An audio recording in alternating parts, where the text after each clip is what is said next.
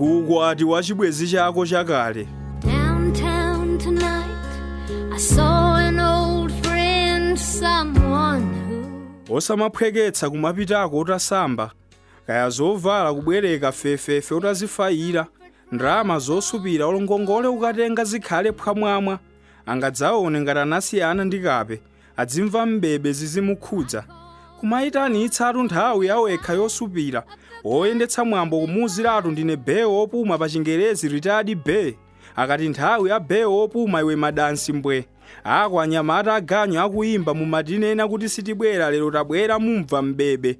Bee opuma ndi bebe basa zimvetsa kutentha. Osamalolera atu zopusa ku ukwati wa chibwenzi chako chakale. Akamakubweretsera nsima ya nyemba kuwauziratu bee opuma sangadye nyemba. Olo mukamufunse mkwatiyo ali buu anga sankadya nyemba pa khomo panga. Ndufuna ntchafu ya nkhuku ngati mwapatsa mtumiki wa Mulunguyo. Navutika ndekha kuphunzitsa za chikondi pena kuchita kugogodera mwana wanu wauma mutu uyu sindingadye nyemba ngati peshoni pavuta pano. Ukafika atu kumene pa malo aukwati uzikumana ndi chairman wa komiti. Monga president amakumana ndi anthu ofunikira akafika pa malo. Mpando wa bee opuma ndi ulipati apa uli serious uzifunsa. Akakulozera wakumbuyo kumalamula nsanga kawuyikeni kutsogolo kwa alendo olemekezeka mwini wake ndafika. Bee opuma ndi munthu wofunikira kwambiri sangakhale kumbuyo chibwana. Anavutika kuphunzitsa yekha za chikondi kwa mkwatiyu simukumvetsa pati.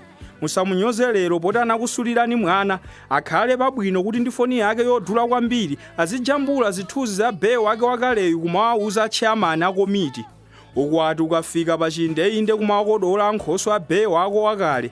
Ngati samakudziwa kumauziratu kuti ndine nkadakhala mulamu wanu pa Chingerezi retired buu wa wanuyi. Ndemonga mukudziwa chilamu sichitha ndati mundidziwiretu komanso mutenge nambala yangayi. Mene akutafunira lamu anu atsopanowa kutsogoloku nzokayikitsa kuti banja likalimba ili. Sitinganeneretu mwina mungadzandifune ndzapitirize pomwe ndinasiyira ndi ubee wanga padzana. Osamayiwala atukufalitsa ndi mabodza tiwiri titatu ku ukwati wa chibwenzi chako chakale. Anthu akamayamikira kuti atchena iwe kumangoti ndiye ditu zovala zapangongolezi ziwakhala ngati anagula ndi kashi. Koma kodi ndinamva mchenga mumpunga muja pakudya ndi ndekha kapena anzanganunso.